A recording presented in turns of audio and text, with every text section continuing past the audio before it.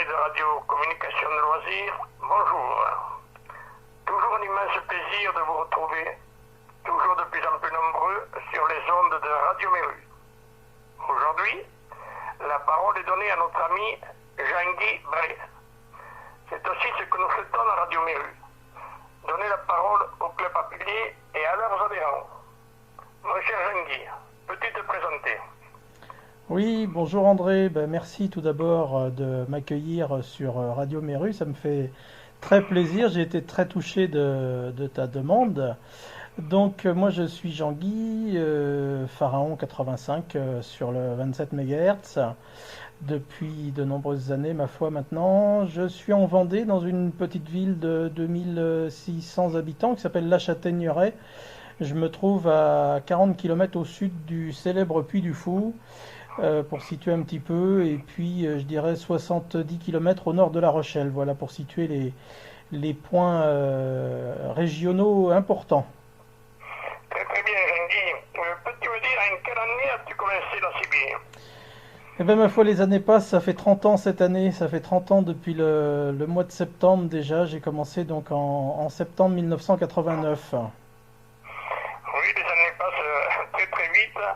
Cela est vrai que moi, depuis 35 ans que je suis à la PD, les années passent très très vite.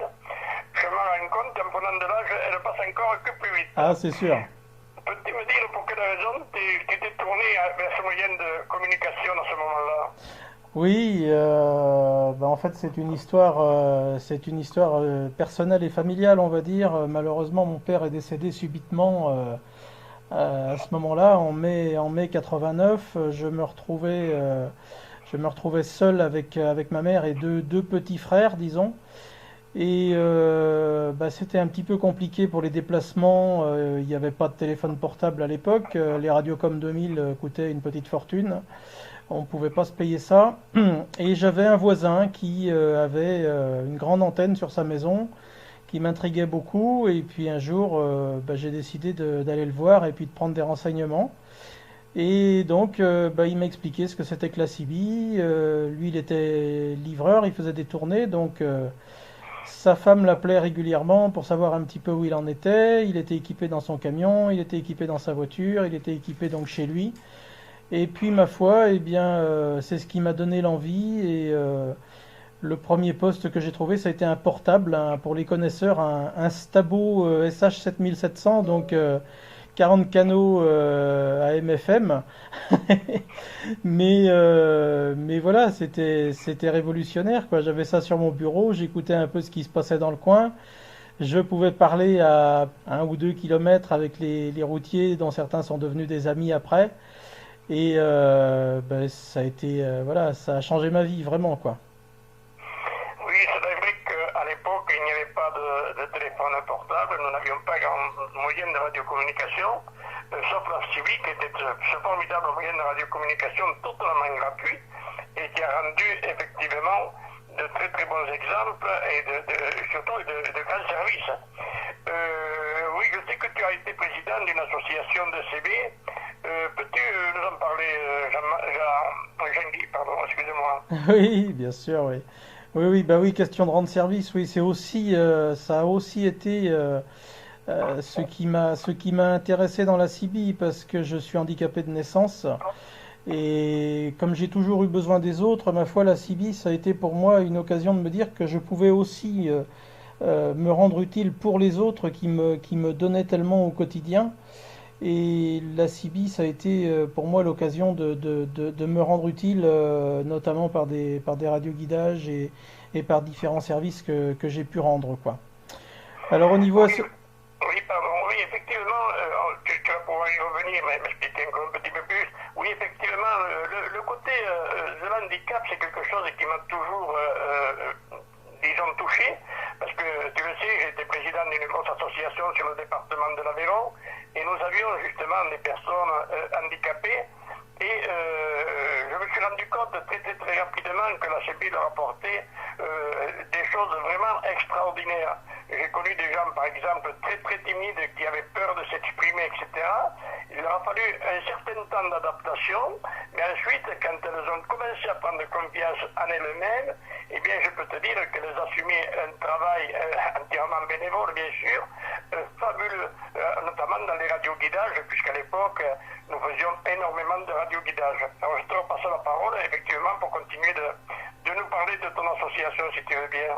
Oui, oui, oui, avec plaisir, oui. Bah oui, oui, j'ai fait beaucoup de radioguidage, moi aussi, à mon niveau. J'avais même été sélectionné à l'époque par le magazine Radio CB Connexion dans les lauriers du radioguidage, là. Oui, bah, c'est vrai que quand on a un handicap, quel qu'il soit, que ce soit une déficience motrice ou visuelle, par exemple, bah, la radio, ça permet de s'ouvrir aux autres, de s'ouvrir au monde, d'être moins isolé. Et puis, bah, pour ceux qui en ont envie, justement, de se rendre utile, quoi. Et nous qui avons souvent besoin, justement, pour des choses qu'on ne peut pas faire nous-mêmes, eh ben, se rendre utile de cette façon-là, c'est drôlement valorisant et drôlement important, quoi. Donc, Oui, pardon, oui, je te relaisse la parole, vas-y. au niveau association, au tout début, donc quand j'ai commencé en 89, bon, je connaissais absolument rien du tout. Ensuite, au début des années 90, je m'étais inscrit aussitôt à la FFCBL. Et puis, je me suis tourné ensuite vers un groupe plus local qui était donc basé à La Roche-sur-Yon. À l'époque, c'était les India Fox. J'en ai été le vice-président. Et en fait, on avait pas mal d'adhérents à un bout de la Vendée, donc là où je me trouve, et il y avait pas mal d'adhérents sur place là-bas. Et donc, on a décidé de faire une sorte de scission. En fait, on a laissé carrément tomber les India Fox pour créer une association ici, plus locale, avec 5 amis et mon frère. On était 6 en tout. Et on a donc créé Clarisse pour CB, logistique, assistance, radioguidage, information, service. J'en ai été le président pendant 18 ans. Très très bien, Jean-Guy, oui, tu me parles de Clarisse, effectivement, c'était une association que je suivais d'ailleurs de très très près, pour une simple et bonne raison, c'est que on trouvait beaucoup d'articles sur les revues spécialisées, des articles vraiment qui tenaient la route, beaucoup d'articles techniques, et c'était très intéressant. Et il est vrai que vous faisiez un travail vraiment colossal, fabuleux, il faut quand même le souligner. Voilà, alors tu peux continuer de nous parler effectivement de Clarisse, un petit peu de ces articles que vous faisiez sur pas mal de revues CB, puisque, comme tu l'as signalé, d'ailleurs, vous aviez été primé à l'époque, et le travail que vous faisiez était très considéré. Voilà, tu peux nous expliquer ou nous parler encore un petit peu plus de cette très belle association de l'époque, Clarisse. Ah oui, tout à fait, oui, on a fait beaucoup de choses. Donc l'idée de départ, bah, c'était de se rassembler effectivement entre cibistes. Moi, je tenais absolument à ce que le mot radioguidage soit présent dedans parce qu'on était plusieurs membres à faire des radioguidages. Donc moi sur la Châtaigneraie, il y avait un de mes amis qui était plus sur Fontenay-le-Comte. Ils étaient 2 même sur Fontenay-le-Comte. Enfin voilà, on était plusieurs membres à œuvrer au niveau des radioguidages et de la veille du Canal 9 aussi à l'époque. Et puis j'ai eu l'idée, bah, juste avant de créer Clarisse, d'organiser un premier rallye touristique. L'idée c'était de faire découvrir aux gens des choses devant lesquelles ils passaient tous les jours mais qu'ils ne voyaient pas. Ça peut paraître idiot, mais on est dans une région où il y a beaucoup de choses à voir sur un plan historique et remarquable. Et ma foi, c'était l'occasion cette journée-là de rassembler jusqu'à une vingtaine d'équipes, 20-25 équipages, disons, et de passer une bonne journée à la découverte de lieux touristiques avec des énigmes et des choses comme ça. C'était drôlement bien. Il y en a beaucoup qui ont regretté qu'on arrête, mais bon, on avait parcouru toutes les communes du canton, et puis le prix du carburant commençait à coûter relativement cher. On mettait 6 mois de préparation, c'était très lourd à organiser, et donc du coup on a été obligé d'arrêter, mais ça a été des très bons souvenirs. On a aussi organisé des brocantes tous les ans de matériel radio et informatique. On y tenait aussi. On avait fait d'abord les 48 heures de la radio. non-stop où on avait pris une salle et on faisait en même temps des contacts DX et une exposition de matériel. Donc sur 48 heures, c'était pas rien. Ensuite, on a varié vers des brocantes radio et informatique qui avaient toujours un franc succès. Ça amenait pas mal de monde. Et puis on a aussi fait quelques activations. On en a fait une sur un viaduc, par exemple. On en a fait une sur une base du LM où on était très bien situé, on était très haut. Celle sur le viaduc, on avait réussi à avoir le Japon à l'époque. On était tous assez baba de ce contact. Et on a aussi fait bien sûr des assistances radio, comme beaucoup d'associations à ce moment-là, que ce soit pour le Parcours du Cœur, que ce soit pour le Téléthon, que ce soit pour l'Association des paralysés de France, que ce soit, enfin, on encadrait nous-mêmes évidemment nos rallyes parce que là, on commençait à avoir des téléphones portables, mais dans des zones forestières ou autres, il y avait des endroits où ça passait pas. Et avec la CIVI, par contre, on arrivait à se contacter d'un mobile à l'autre, donc on encadrait nos participants. On avait fait aussi l'assistance d'un congrès départemental des anciens combattants. Donc ça, c'était sur une zone donnée, mais moi j'étais au PC avec la gendarmerie. C'était vraiment intéressant. On a fait des choses, oui, assez phénoménales. Encadrement aussi de la fête de la musique. Enfin voilà, on était sollicité quand même assez régulièrement et on organisait aussi nous-mêmes. Et puis les chasses aux renards. J'oubliais de parler des chasses aux renards, mais ça a été aussi une époque épique, ma foi. C'était toujours des bons moments, ça. Oui, tu veux dire que devenu Clarisse aujourd'hui, Shandy? Eh ben, malheureusement, Clarisse, elle est disparue faute de participants parce que en 2007 déjà, on sentait le vent venir avec la baisse un peu de la CIBI. On voyait bien qu'on avait moins d'adhérents, qu'il y avait de plus en plus de téléphones portables, de GPS, donc de moins en moins de demandes de radioguidage. Le prix des carburants, donc c'était compliqué pour organiser des choses. Donc en 2007, on avait changé le I de Clarisse de information par informatique, de façon à pouvoir attirer de nouveaux adhérents. On a fait pas mal de soirées d'infos concernant l'informatique à ce moment-là, sur les paiements Internet, sur la sécurité, sur des choses comme ça, y compris avec une banque. Enfin bon, on a fait pas mal de choses de ce côté-là. On a fait des soirées d'infos aussi et des soirées d'entraide. On se réunissait régulièrement dans une salle pour aider les gens à mettre à jour leur antivirus, à mettre à jour leur PC tout simplement, à faire du nettoyage. Enfin bon, on donnait beaucoup d'explications. Donc là, on avait déjà dévié un petit peu. Nous, on était toujours une poignée d'irréductibles civistes, mais il y avait des membres qui venaient que pour l'informatique, quoi.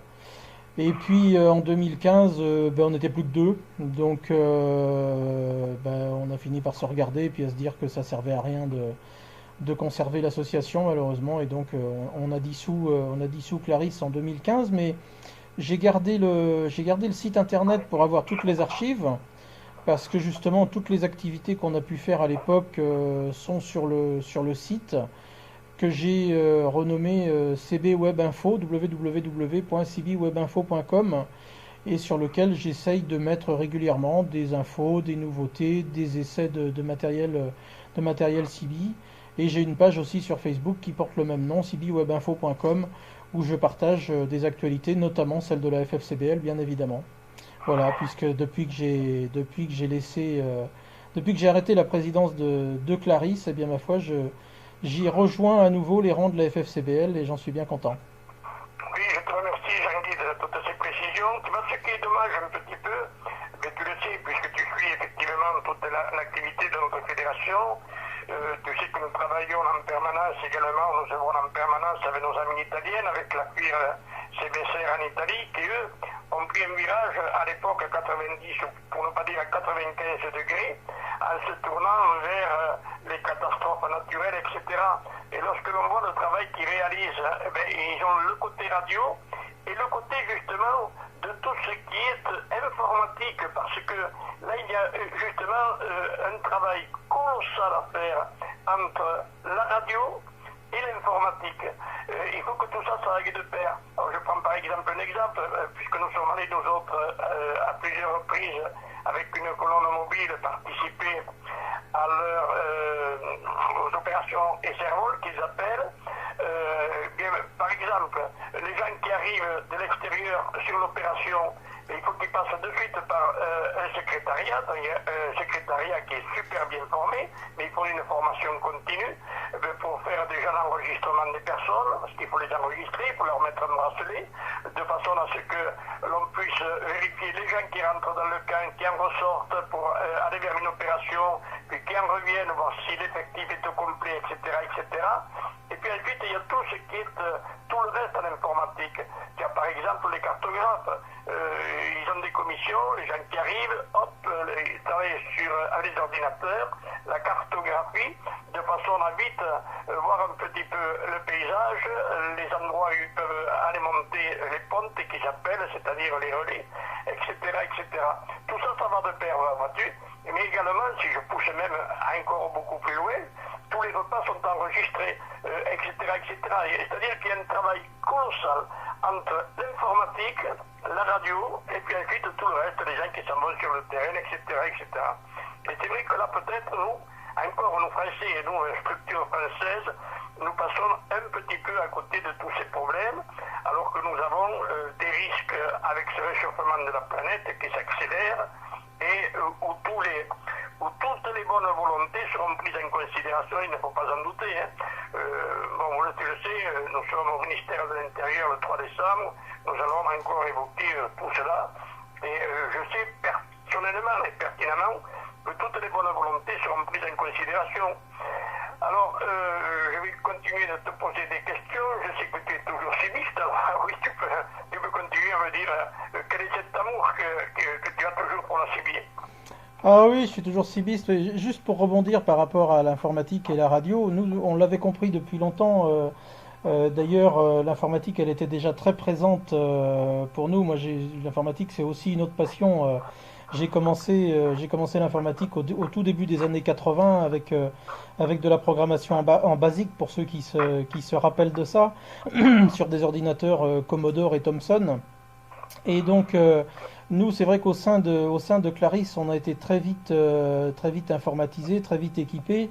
Et d'ailleurs, quand on faisait les rallyes, mon frère, qui avait un monospace à ce moment-là, avait déjà équipé l'arrière avec un ordinateur et une imprimante pour faire les comptes au fur et à mesure des passages et des étapes des concurrents, de façon à ce qu'à l'arrivée, on gagne du temps et qu'on puisse établir le classement très rapidement, quoi. C'était super, quoi. C'était vraiment très très très très pratique. Non seulement il avait la radio, mais il avait aussi le matériel informatique à bord du véhicule, quoi. C'était pas banal à ce moment-là. Et moi, c'est pour ça que j'ai pris le nom de domaine cbwebinfo.com, justement pour CB web et info, informatique, information. Mais c'est pour ça que je voulais que le site qui est devenu le mien, donc qui était celui de Clarisse, que ce site porte ce nom-là, cbwebinfo.com. J'y tiens beaucoup parce que justement, je pense que la radio d'aujourd'hui, on est peut-être aux prémices, mais que la radio aussi de demain va être vraiment vraiment liée à l'informatique, quoi. Donc voilà. Cibiste, oui, je le suis toujours. Je pense que ça changera pas. Même quand je change de voiture, je trouve toujours une bonne âme pour m'aider pour remettre le matériel Cibi dedans. Je suis plus équipé correctement en fixe malheureusement aujourd'hui, mais toujours en mobile, oui, un petit peu en local et puis plus en longue distance, disons, quand Dame Propagation me fait le plaisir de m'accompagner sur mes déplacements, quoi, parce que on est quand même très tributaire de ça, mais c'est toujours un plaisir de pouvoir faire la causette avec des gens qu'on connaît ou des gens qu'on connaît pas, mais ça reste toujours un grand plaisir. Et puis je pense avoir vraiment l'âme cibiste dans le sens être à l'écoute des autres et toujours rendre service avec plaisir, quoi. Voilà. C'est formidable, Jean-Guy. Parle-moi un peu justement du DX, parce que je sais que tu as pratiqué, tu pratiques toujours un petit peu le DX. Est-ce que tu as 2 ou 3 petites anecdotes à nous raconter? Oh, bah, des anecdotes, oui, il y en a toujours. La plus longue distance, je pense, en DX que j'ai fait, c'était un voilier au large des îles Mariannes, donc carrément tout à l'autre bout là-bas dans le Pacifique. Et le contact certainement le plus mémorable, pour ne pas dire le plus beau, parce que c'était des circonstances très particulières, c'était un casque bleu sur l'aéroport de Sarajevo au moment où il y avait le gros conflit qu'on a tous connu. Il avait un président Lincoln et c'était un gars de Nantes en plus, donc pas très loin d'ici, qui avait emporté son Lincoln avec lui et qui modulait sur l'aéroport de Sarajevo, quoi. Le tout confirmé par carte QSL, donc ça c'est des moments qu'on peut pas oublier, quoi. Bon, autrement, oui, c'est pas pour me vanter, mais j'ai fait beaucoup de pays en BLU, bien sûr en FM aussi. À une époque, on avait beaucoup de propagation en FM, donc beaucoup de pays de l'Est, y compris la Russie, la Pologne, enfin bon, beaucoup de contacts, quoi. Un chauffeur de bus, une fois je me rappelle, au sud du Portugal. Bon, voilà, les aléas de la propagation, ça va parler à tous les auditeurs et tous les cibistes, évidemment, qui nous écoutent. Je pense qu'on a tous des anecdotes à raconter là-dessus, plus ou moins croustillantes, mais on a tous des contacts plus ou moins mémorables, quoi. Tout à fait, tout à fait. Tu partages régulièrement, je vois sur Facebook, des publications sur l'application Cibetalk de Midland. Peux-tu nous en expliquer un petit peu le principe, hein? Ah oui, alors ça a été une petite révolution, révélation, je sais pas trop comment on peut dire, mais bah, il y a un an, il y a un petit peu plus d'un an, c'était début septembre 2018, j'ai découvert tout à fait bizarrement sur Facebook justement qu'une application permettait pratiquement de faire de la CB, quoi. Enfin, ça me paraissait tellement étonnant comme truc que évidemment je l'ai installé. Alors les puristes vont dire oui, il n'y a pas d'antenne, il n'y a pas ci, c'est pas de la radio, machin, gna gna, bon on connaît. Ceci dit, bon, c'est pas de la radio, quand on se sert d'un téléphone portable, on est quand même sur des ondes radio, n'en déplaise à certains, même si là évidemment on passe par des systèmes de relais et des systèmes informatiques, c'est évident, comme quoi je disais tout, ça revient à ce qu'on disait tout à l'heure, que l'informatique et la radio sont complètement liées.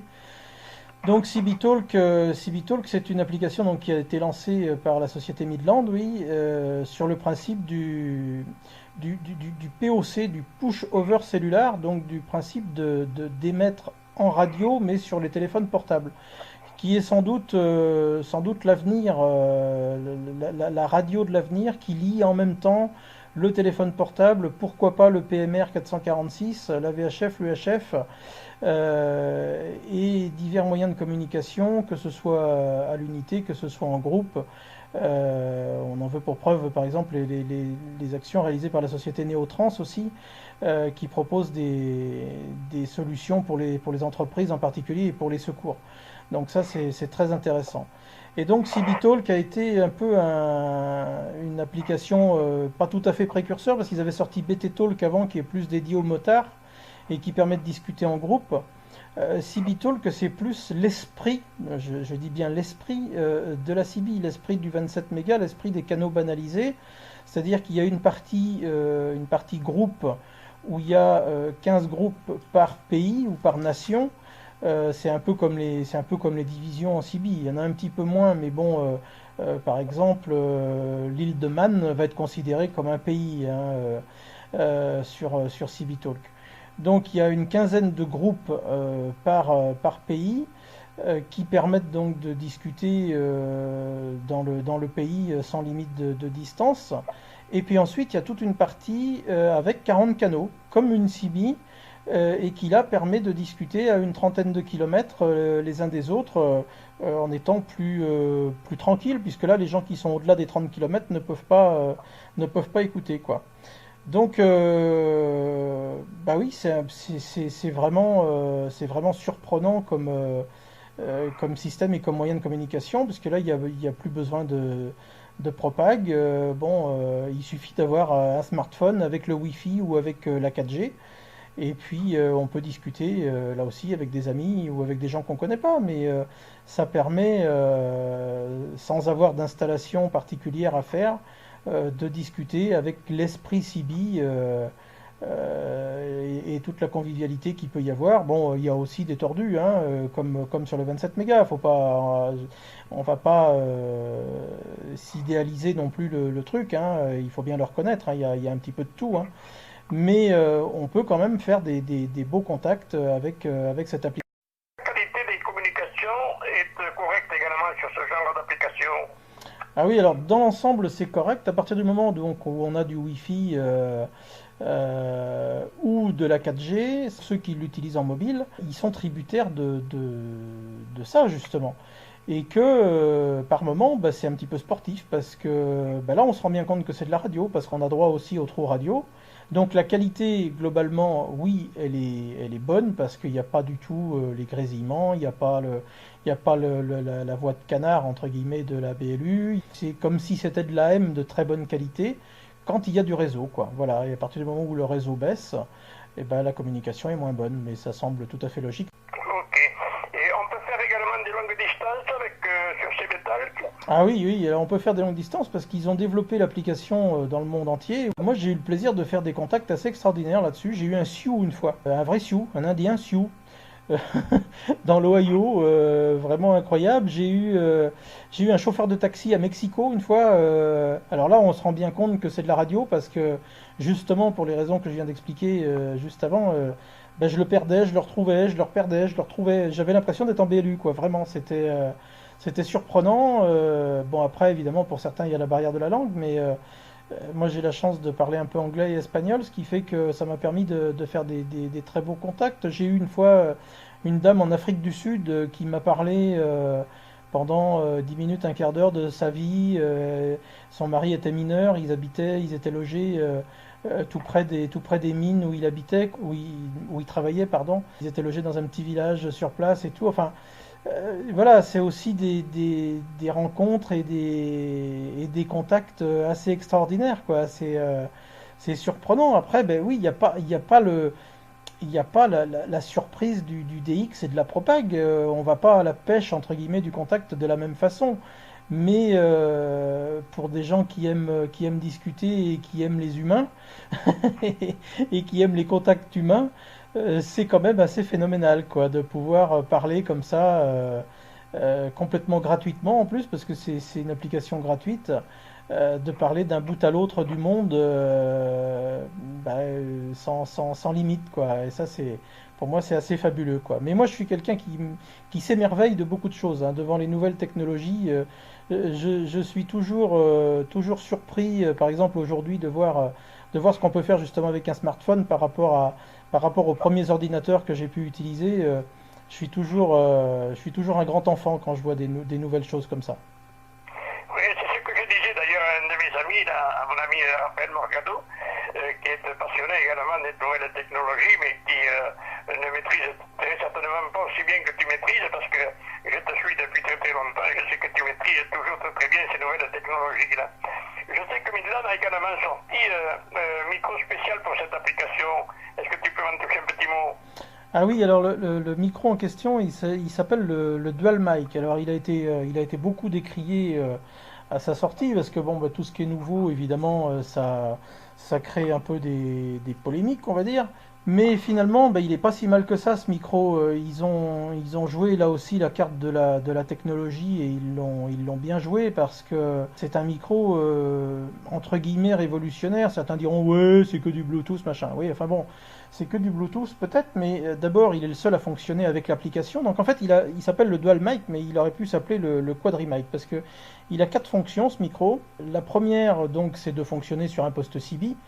Donc ça, c'est quand même, ça peut quand même être pratique. Donc selon le branchement avec lequel on l'achète, il a un câble. On peut l'utiliser en 4 broches ou en 6 broches. Donc ça, oui, éventuellement après faire des cordons adaptateurs. Ça, il y a beaucoup de gens qui nous écoutent qui sauront le faire, y compris pour d'autres types de micros, bien évidemment. Il est fait pour fonctionner en Bluetooth sur l'application. Donc ça, ce qui est pratique en mobile, c'est qu'on peut avoir un poste CB, le micro branché dessus par câble et l'application allumée en même temps sur le smartphone. Et grâce à la double pédale PTT du côté du micro, quand on appuie en bas, on émet sur l'application. Et quand on appuie en haut, on émet 27 mégas et qu'on s'éloigne, on se perd.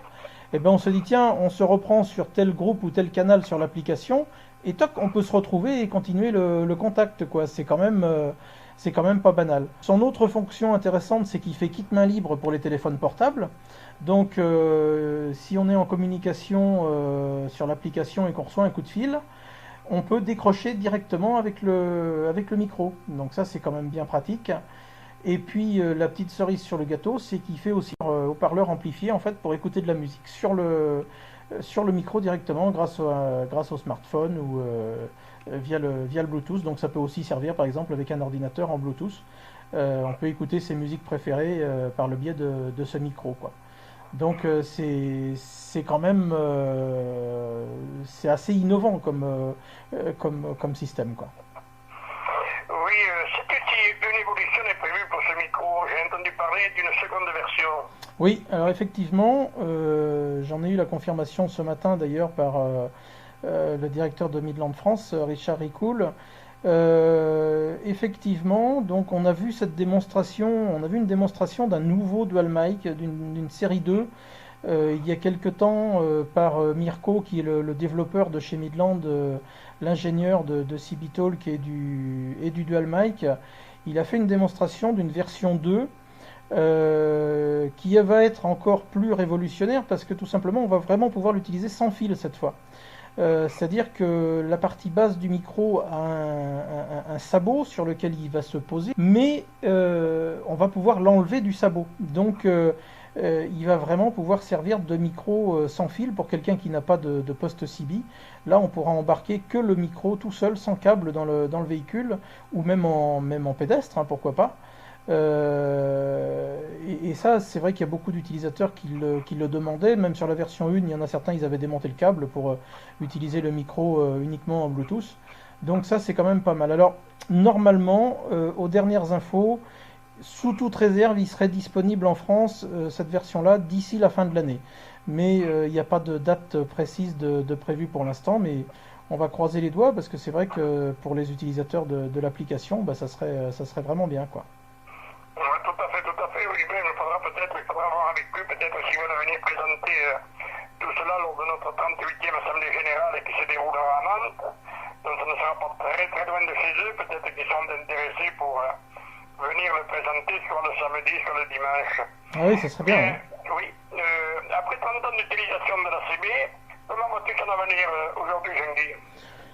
Ben, moi, je le vois plutôt bien. La seule chose qui me déçoit et qui m'étonne un peu aujourd'hui, c'est les fabricants qui boudent les postes avec la BLU, quoi. Ça, je trouve ça dommage. Tout fabricant confondu, on va pas en citer un plus qu'un autre, mais on va prendre les principaux, que ce soit CRT, que ce soit Midland, que ce soit Président. Ils nous fournissent pas actuellement de postes CB avec la BLU en neuf. Et ça, je trouve que c'est très dommageable parce qu'aujourd'hui, s'il y a bien des gens qui utilisent la CB, c'est des gens qui font de la BLU, qui font de la longue distance, hein, il ne faut pas se leurrer, et c'est bien dommage. Hein, moi, le premier, je le regrette beaucoup. Mais voilà, ça, je trouve ça dommage que ceux qui sont équipés BLU ne soient plus agréés en tant que poste CB, mais uniquement en tant que poste radio amateur. Bon, ça n'empêche pas des cibistes de s'en servir, on le sait tous. Hein. Moi, l'avenir de la CB, bah, je le vois plutôt d'une façon positive. Bon, aujourd'hui, c'est vrai qu'avec les réseaux sociaux, on voit tout ce qui se fait de beau et de bien sur les ondes. On a beaucoup plus d'infos qu'autrefois par rapport aux activations, par rapport aux expéditions, par rapport au montage, que ce soit des montages de matériel habituel, disons, ou un peu moins conventionnel, par exemple dans des camping-cars ou dans des camions, ou bon, des installateurs qui mettent des photos, des vidéos. Voilà, moi je trouve que l'avenir de la CB, bah, c'est à nous aussi de le faire et de le perpétuer, quoi. Et il n'y a pas de raison qu'il soit sombre. Moi je le vois plutôt bien parce que malgré tout, même si, comme je le disais tout à l'heure, les postes BLU sont un peu en stand-by pour l'instant. Sur les postes AM/FM, on voit quand même des belles évolutions qui sont assez intéressantes. Donc Il n'y a pas de raison que ça ne continue pas à évoluer. Et encore une fois, avec le lien avec les micro-composants, les CMS et puis tout ce qui est informatique, je pense qu'on est à l'aube d'une nouvelle ère sûrement de moyens de communication. Sans oublier ce que je disais tout à l'heure, le push-over cellulaire qui va nous amener petit à petit avec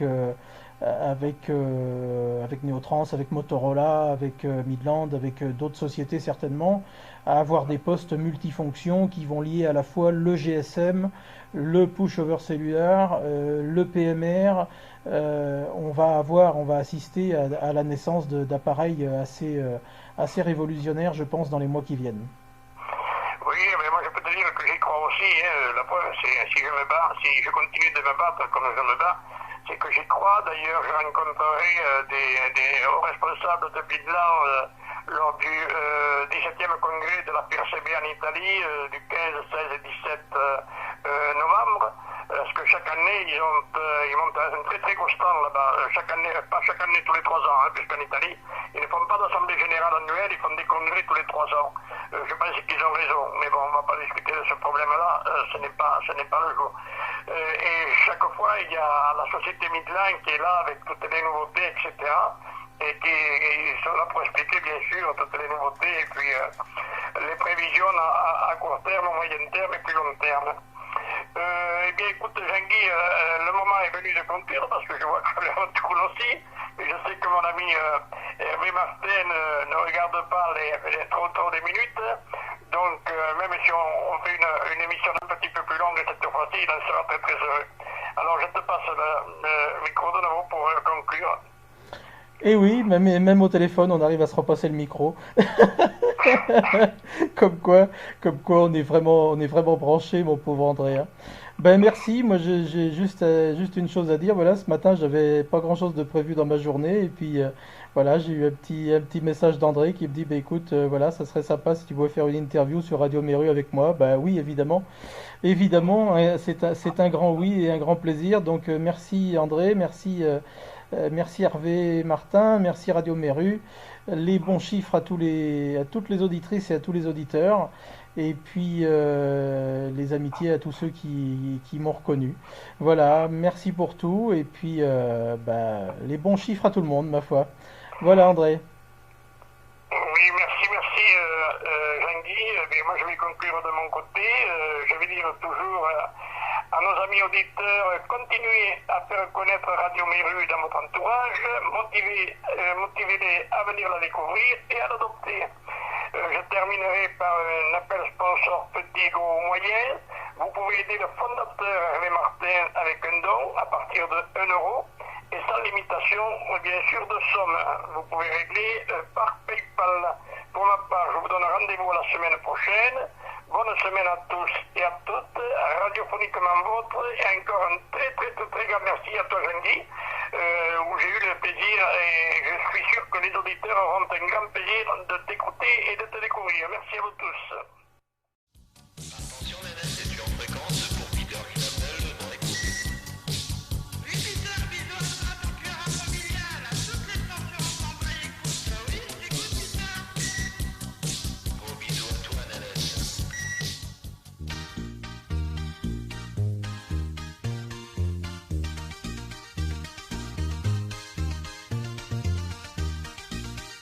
J'ai mon pare-brise de pété, mon poste on me l'a souravé, ma peinture on me l'a rayé, les pneus on me les a dégonflés.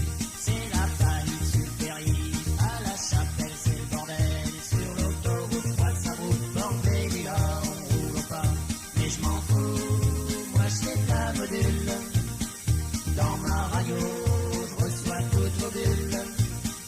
Mais je m'en fous, je suis droit de la module. Breco, pour toi libellule.